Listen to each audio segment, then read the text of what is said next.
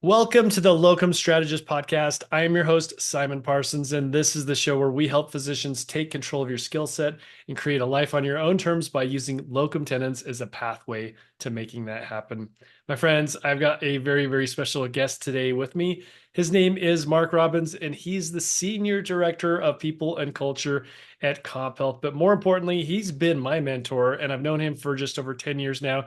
He really took me under his wing and taught me so much. But one thing I think about Mark is he's one of the greatest connectors that I have ever met. And I feel like I'm pretty good with that. I feel like I have some good networking skills, and I feel like I have the ability to make people feel heard and be relatable. But I believe that a lot of this came from my time with Mark Robbins. So it's such an honor to have him here today. How are you doing today, Mark? I am doing so good, Simon. I'm grateful to be on the podcast with you today. And how in the heck has it been 10 years that we've been doing this stuff together? That's so crazy. It's been such a fun ride to do locums with you.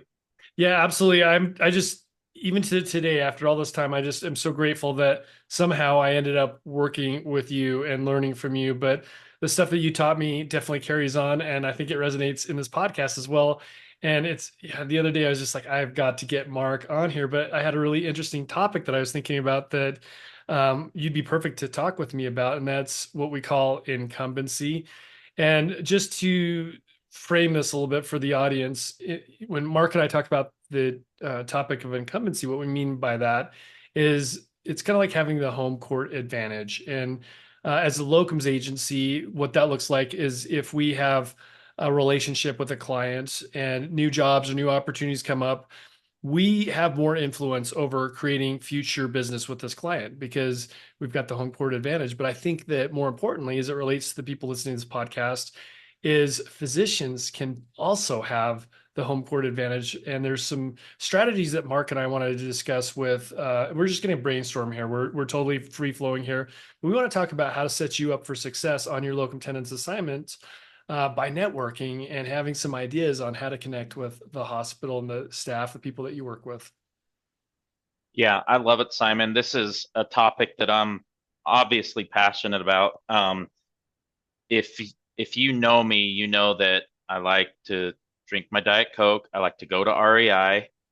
Um, I like to wear a certain brand of clothing, and basically, I like what I'm comfortable with. And I'm a particular man, and so going back to the same companies over and over and over again because of the predictability of what I'm going to get from them, really they've done a great job of turning me into a loyal customer. And I think that's one of the things about incumbency that we're talking about is we want our hospitals to look at us as we want them to be loyal customers to us because they know what they're going to get from us. And to your point with physicians, you can create that by going and having a really good experience. They're going to want to use your services again and again and again. So when I first started doing locums, Simon, we had a doctor that I called the client and they said, we need somebody to come cover a weekend. And I feel like we did a really good job of prepping this physician that was going to go cover the weekend. And she went and had an amazing experience with the hospital in New Mexico. And on Monday, I got back into the office and they said, we don't have any dates available in the future, but we're going to go try and create one weekend a quarter to just have her back because we enjoyed the experience so much. And the doctor loved it there too. So it's just a great match. But she, in her behavior and approach with this hospital, literally created a locums need that didn't exist before. And that's what I think that's when this locumsing thing can get real fun is when we're creating those opportunities. Yeah, I love what you said about predictability. Before we go any further, tell me a little bit more about what that is and why that matters. Well, I think um, I think if you look at like a restaurant, think of a chain restaurant that you like a lot. The one I always talk about in my example is Cafe Rio. Here, it's a Utah-based company, but they serve this, pretty pretty tasty Mexican food. But I can go to the Cafe Rio in Salt Lake, or I can go to the Cafe Rio in South Salt Lake, and I know I'm going to get the same burrito. And I'm going to Cafe Rio because I want that burrito at that time. And so that predictability breeds customer confidence, and then with customer confidence comes loyalty. And so that I think that's why that matters so much, Simon. Does that make sense? Yeah, absolutely. Here's one thing that I think that is you and I see the power of incumbency. We see that we get a lot of residual business for us and for our physicians when we know how to do this. We want to prepare our doctors to be able to understand the benefits of this. But I always like to tell the story about like a dentist that I have that he's somebody that I loved working with for a long time, and I used to live maybe 15 miles from where I do now. And for the longest time, I wanted to go to this dentist just because he was familiar. And then I ended up moving 15 miles away, and I still liked going, still like driving across the valley to go see him. And that person has he has incumbency because he's the person that I would go to. And that I love to talk about marketing and marketing ideas, but I always like to say, well, what if there was a dentist that was right around the corner from me? And I'm driving by this dentist that's just around the block, but I don't really feel particularly inclined to go see this dentist because I know my guy. But on the other hand, he's 15 miles away, and it takes some time to get there. But one day I drive by the dentist around my block. He has a free offer: come in for a free teeth cleaning, free checkup, right?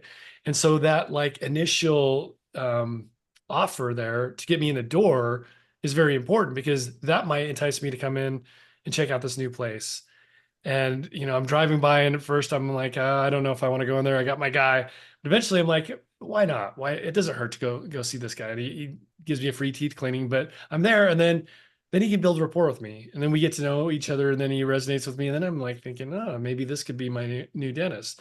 But I think that's what's important about incumbency is it does lead to a lot of repeat business. In fact, Chase, the banking company. I think I worked there when I was like maybe 23 years ago. So back in the 90s, I still do business with Chase because it's convenient and I'm very familiar. So I guess what we're saying here is there's not just a lot of repeat business, but I think there's opportunities for increased income, and there might be some strategies around that we can discuss. But Mark, when if you're talking to a doctor right now, giving a little bit of coaching, and perhaps you have in the past, maybe it's on the client side, but what are some ways where you help yourself warm up to a client or help a doctor warm up to a client? What are some things that can be done to grow and nurture those relationships? Well, Simon, I am very excited to answer that question, but I want to go back just a little bit and wrap up one thing we said. Here's why I like predictability for our physicians too, or incumbency and going on repeat assignment after repeat assignment. We worked with an ortho doc. She's amazing, by the way. She's like one of my favorite humans, but she goes to the same hospital, ironically in New Mexico. She knows that she flies the Thursday afternoon flight, and she's has the coffee shop that she likes to go get her coffee at. And so she's been able to create this little routine every time she goes to this assignment. And for me, as a person of routine, I respect and love that. Like, I just think that's a really cool way to do life. And so I think it works for both parties too, right? Like the hospital is getting what they want in somebody who's predictable and they know what to expect. And then you get a little bit of routine in incumbency. So I just wanted to close that broom does sweep both ways. And I really like that. Yeah, Um, before we go, hit the pause button on that because I got to add something too, right? So, like, think about that, like the amount of time involved of like prospecting, finding a new place. Like, you're totally right. For the doctor, it makes sense as long as it's a good fit to have repeat assignments because like the paperwork involved, right? The routines, getting to know people. But like I think that it's so helpful to cut down on the redundancy that can be in locums if you're skipping around from place to place. You've got to find new references, make sure you always have people that are okay. serving as a reference. And I did a podcast episode about that, about making sure that you have a good network of references. But like, we want to cut down on that time of finding opportunities. There's a lot of uncertainty around that too. Sometimes, you know, deals can fall apart. But if you have a repeat assignment, I think like there's a big benefit in time because you're not spending time prospecting, looking for new opportunities, having that being a wild card, and then using up more references. Yeah, love it. Love it. So you asked um, Simon what some tips and tricks would be. And here's my favorite thing about gaining repeat business or incumbency is it is not that hard. Like you don't have to go crazy and do all these things. It can come down to as simple as just being a good human. We find that most of our clients, we'll work with a medical staff office, and I'll call them on a Monday and say, "Hey, how was Dr. Simon's assignment this weekend?" And that MSO will say, "Let me do some checking, and I'll get back to you on that." And they go ask the nurses, they ask the front desk ladies, they ask or gentlemen, they ask if there was other physicians there, but they go ask the staff. That the staff is going to be the one that shares that feedback. And if you go in there and you're cantankerous and you're just trying to focus on getting your job done and you're not as connective as you could be, those assignments typically don't garner repeat business. But for the doctors who go in and learn names and are kind and polite, I mean, my guess is most of our physicians got into medicine for patient care, and probably I don't think you do that if you're not invested in other humans. And so it can be as simple as just slowing down and being a human and connecting with other humans. I would say the way staff is treated is probably the number one way to gain incumbency. I would agree with that too. Do you remember when we had Dr. K come visit us and he shared that tip? He carries a notebook around with him, a little tiny notebook, That's right. and he goes up to everybody that he meets and he writes down their name, asks them a couple of questions, and learns a little bit and writes a little note about that person. I mean, think about the power in that. Yeah, so cool.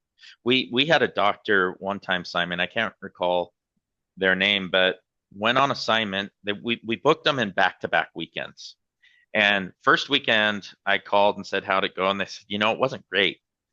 Um, he was he was, was he tired, right? They were kind of fishing around that he was just not that kind of a person." And so we called the doctor and said, "Hey, this was the feedback." And I love working for this company because we care enough to share that feedback. And so I called the following Monday and said, "How did this weekend go?" And she goes, "Did you guys talk to him?" And I was like, "Oh, tell me why." And we always share feedback. And she's like, "He brought us donuts and he was telling us his favorite jokes and he's awesome. We'd love to have him back." So after maybe messing up a weekend, donuts can be a cure-all. But again, it's just those small things of human connection that I think matter the most. Absolutely. So, Mark, you in your time you've done a lot of hiring yourself, and I'm sure you've sat through countless times where you were in a meeting somebody new who's applying for a job working with us, or potentially one of the clients that you're working with. But why are tell me about first impressions and why they matter. Yeah, that's a really good question. Um, I think most of us just have an internal knowing, and I I have tried the older I've got, the more curious I've tried to become and ask a lot of questions, because I don't want to have first impressions or judgments.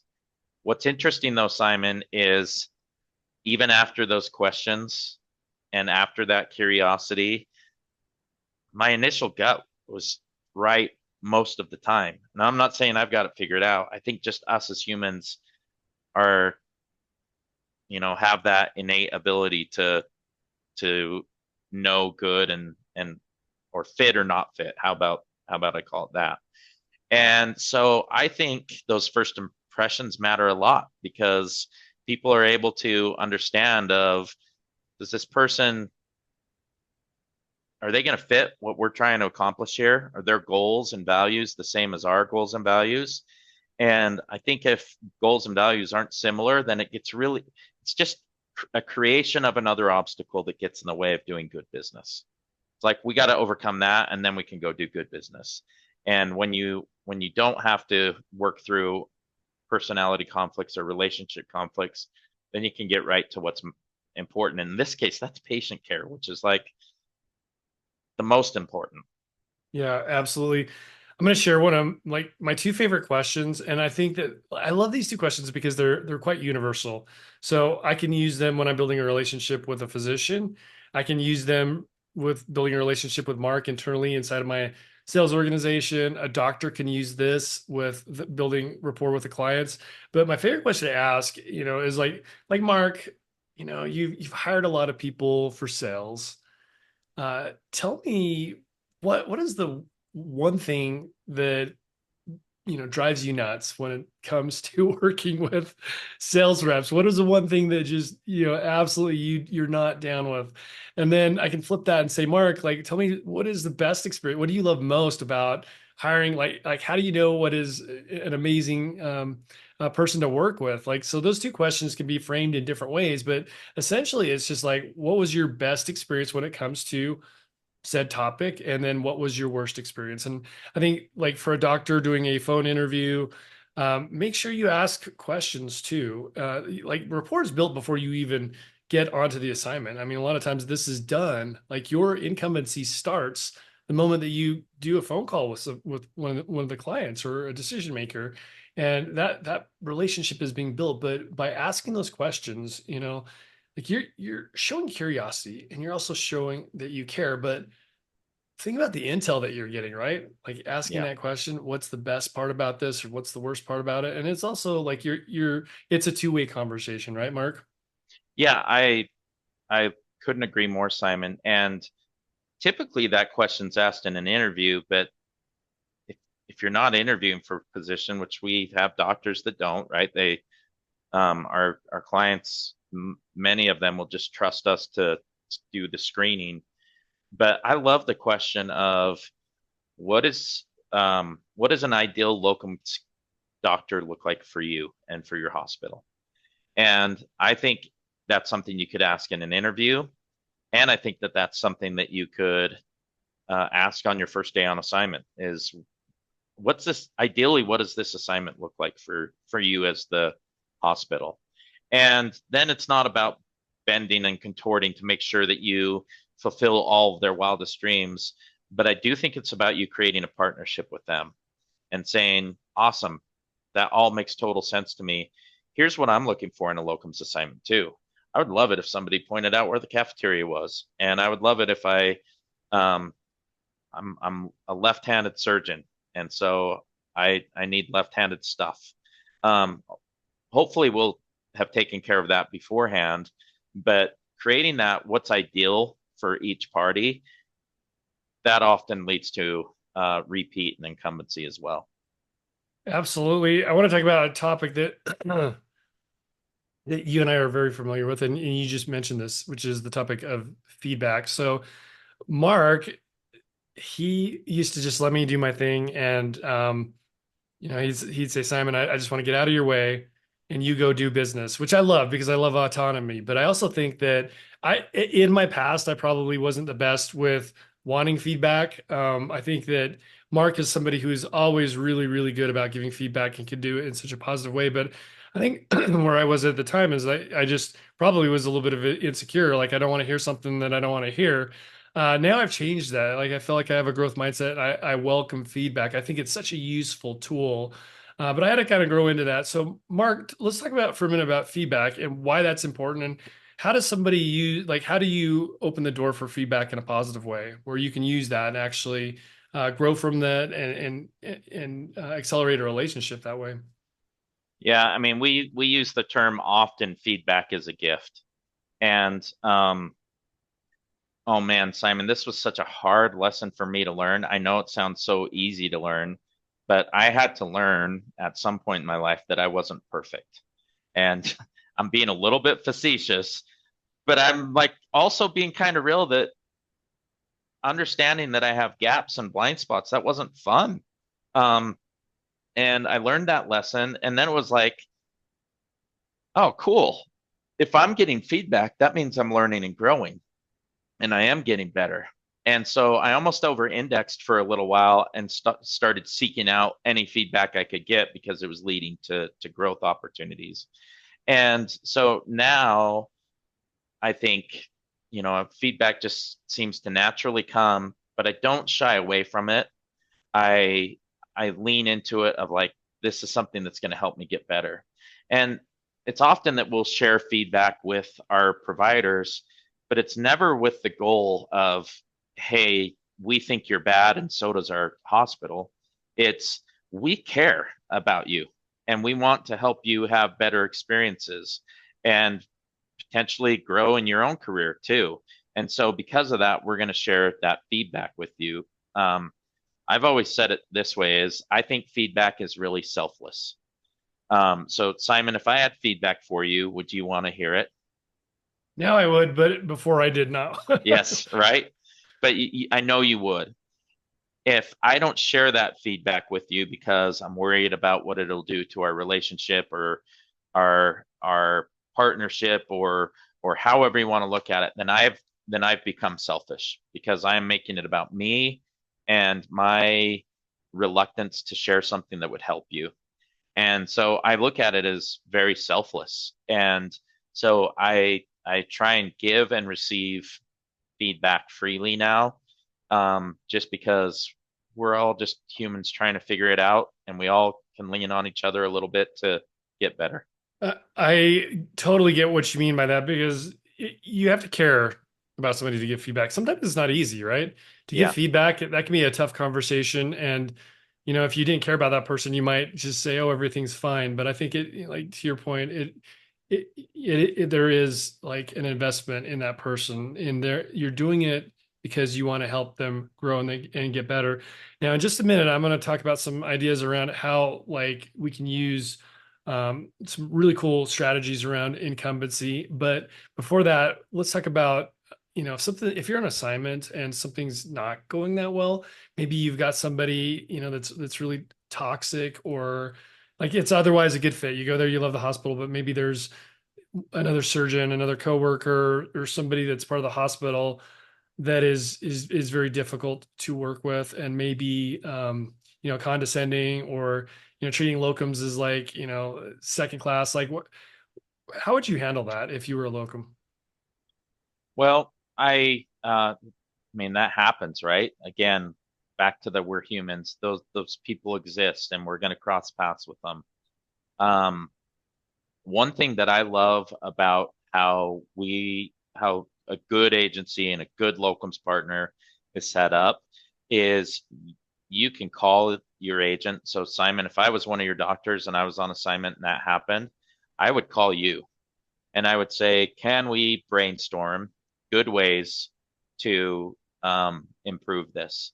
And there are times where going directly to that person saying, hey, can I share some feedback with you? It's going to go great. Other times when if somebody's, that toxic or has that big of an agenda, it might not go great. And so partnering with your agent or your rep, and then potentially knowing who to talk to in the hospital to where you can say, I've observed this, I felt this, how can I handle it? I think that accountability of what role can I play in is always helpful. But there's also times too where people are irrational enough that I mean, I worked on the hospital side of our business for a long time, and I would have doctors call me from time to time and say, it seems like this nurse really has it out for me. And I would call I would take it from them because if somebody's being that irrational, we would call and just say, hey, we want the doctor to have a good experience. We want you to have a good experience. this is happening. What solutions can we work on to improve it for everybody? I love that. A couple of things while they're on my mind. A couple of my surgeons have mentioned offering to give lectures or do some teaching. And I think like every hospital's culture is a little bit different. So I think you kind of got to know your boundaries. I think there's some places that really like having people offer their knowledge and their skill set. Sometimes you might have to warm up for it, but I think it's good to go into a hospital and just make sure that you're aware that you might have to have some flexibility in that. It may not be the same culture that you are used to at your own hospital. That may be very well wanted. And maybe sometimes they just want you to come in and do your thing and then warm up to that at a later time where you do have the ability to express your skill set and your knowledge. I think that for you and me, we're really good at this, right? Like smiling, like using a name, like when you use somebody else's name, it just feels really good. And it's interesting because I had a communication expert on my other podcast one time, and he was talking about like when you meet somebody, like the simple act of holding your hand up, palm forward, in the first beginning of a conversation is really, really a warm gesture. People just really resonate with it. So those are a couple of ideas around that. Now let's talk about business. I would love to know if you have any ideas of how the locums can play a part in booking their future deals, because I like to tell a physician that like I can open the door for you, but you have all the ability to mold this and create whatever you want about that. Any thoughts on that, Mark? Yeah, so some perspective is the our point of contact at a hospital, whether they have somebody designated for locum staffing and MSO that it got put on their desk of, hey, you now own locums. It could be the person that does privileging, right? Like or it could be the CEO, the CFO. At every hospital, we typically talk to somebody different, and as our point of contact for scheduling locums.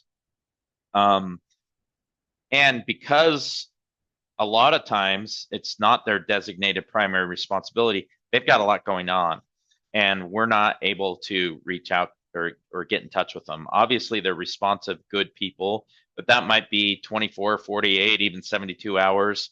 And what that looks like is they know they want you to come back, but they've got to talk to the other doctor to see what vacation dates are. And it ends up getting um, real foggy.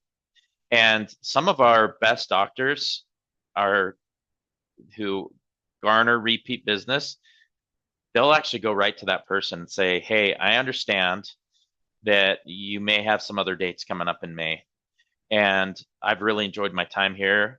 I'd like to come back.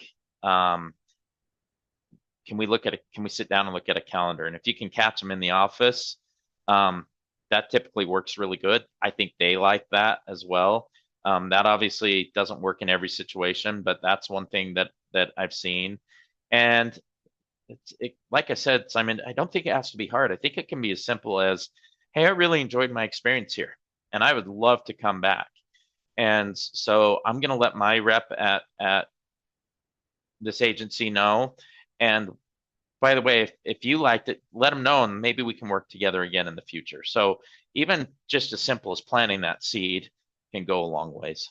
I love that you mentioned that. I think the exact same thing. That those two sentences that you left us with are beautiful. But yes, if you were working with me, part of what I do is coaching, and I let you know that I can get you in the hospital, open the door for you.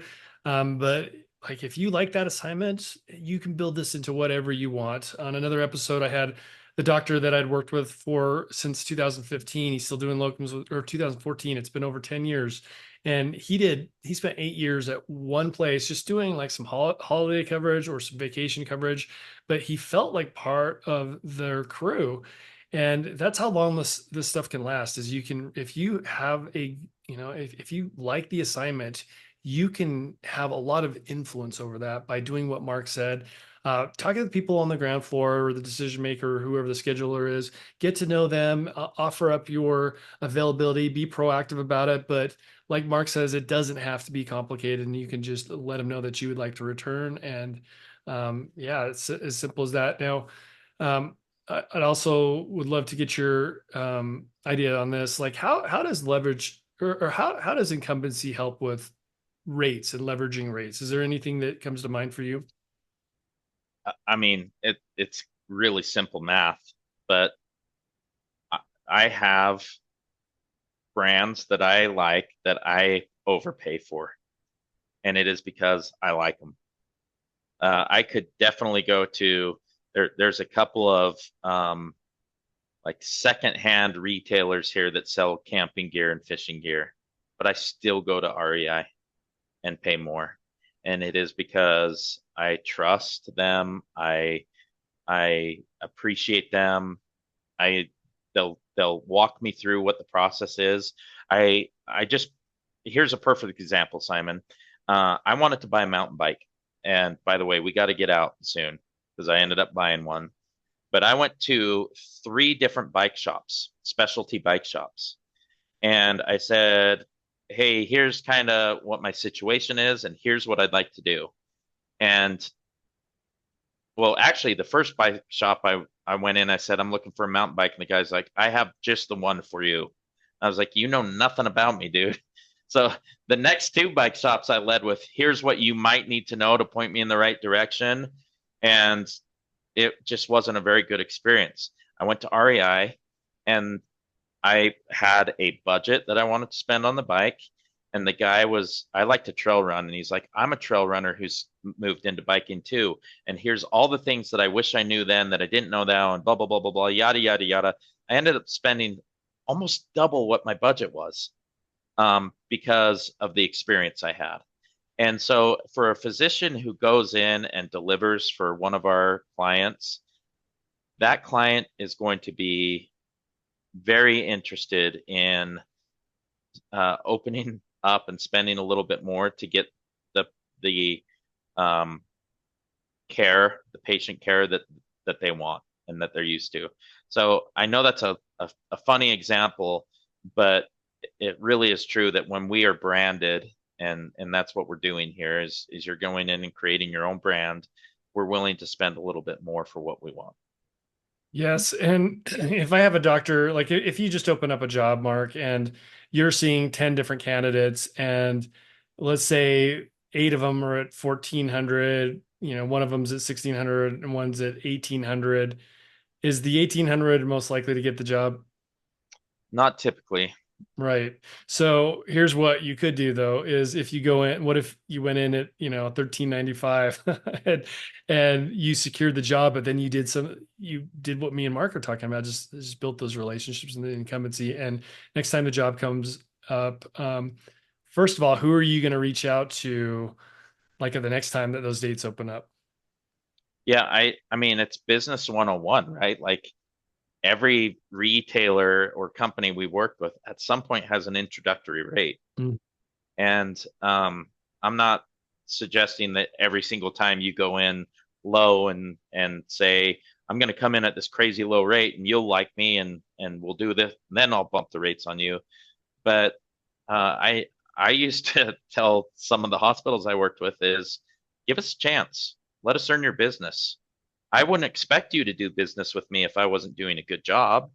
And so, why don't we do this rate for this one? And if you like our service and the providers that we send to you, then let's relook at the rates. And it was a tactic, but it worked so many times, partly because we have great physicians who went in and delivered, and we were able to, you know, pass that increase on to them. But yeah, it's the concept of an introductory rate makes a lot of sense in business. That's why it's been Yeah. done for so many years. Yeah, I would say like go in with competitive rates. I mean, it doesn't even necessarily need to be like lower than everybody else, but at least Yeah. competitive. But the lesson here is secure the opportunity, build your influence there, and then when, 6 months later or whatever, when dates come up again, that's a perfect opportunity to ask for an increase in your pay and probably the faster path, right? Versus somebody who's just like, well, I'm worth more than everybody else, and they're constantly pitching higher rates and never getting confirmed. The doctor who goes in at a competitive rate, gets the assignment, and then just crushes it when it comes to some of the stuff that we're talking about. Like if you asked me for a doctor to come back and I told you, yeah, he's been there for 6 months, he's just absolutely killed it. You know that, I know that. It makes it easier for you, right? It'd be way easier for you to ask the client for a raise rather than start all over and search for someone new, right? Unless they're really, really, looking at the numbers. Don't you think that like that's a good strategy to increase your rates is to go in at a competitive rate and then build your brand, so to speak, and then be able to justify? Because I know you talked about that too, Mark, is just like, being able to say why, the why behind it. We've seen it work dozens of times where we'll send a physician in at, to your point, a competitive rate. We would never expect you to go in at a bargain rate. Like we're, you've worked hard to get to where you want to or where you're at. We want to make sure you're getting paid good money for what you're doing. So to your point, Simon, we're not asking you to go in at, $0 and prove yourself, but go in at a competitive rate and build your brand, build rapport, and eventually that grows, and it grows pretty quickly. The other thing I would say is if you're not willing to do that, if you're not willing to go in at a competitive rate, I think that's okay. There just has to be a good explanation of what we can tell the hospital makes you more deserving of a high rate. So I've talked to physicians who, let's just for sake of conversation, say median rate is $1,500. I've had physicians come in and say, I want $2,500. And I'll say, okay, that's higher than what our median is. Tell me what you want me to tell the hospital in order to get you that rate. And it's got to be something that is kind of bulletproof because, and in the sake of feedback, most physicians say, I have good bedside manner, I'm good with staff, I'm good with patients. And so that is included in that median rate. So what then sets you apart above that? And maybe it's different trainings or flexibility or familiarity with the area or whatever that might be, familiarity with their staff already. So there are times where you can go in and ask for a higher rate on those initial assignments and still build your brand, but really focusing on what sets you apart. And you're in a hard field as a physician. It's meaning there's a lot of great people that are physicians and a lot of great physicians. And so to stand out in that crowd can be tricky. It's definitely possible, but got to speak to that. My last question for you is, and you've worked with so many clients, plus being on the teams that you are on, you get a lot of feedback. In fact, I know that you're working on this right now, is just to find out what makes a difference for the physicians we work with and our clients. But it's not just about your CV and your qualifications. Is that right? Like, tell me, how important is the social aspect of this? The ability to integrate well, have social skills. How I mean, important is that? it's totally important because one of the things when I was leading sales teams, a phrase that I used all the time was humanize the CV. And the CV is great at telling us what you've done, but not who you are. And I think if I'm a decision maker at a hospital and I have two CVs in front of me and all things are the same, but I also know that this physician likes to go biking and hiking and has a pet that they love.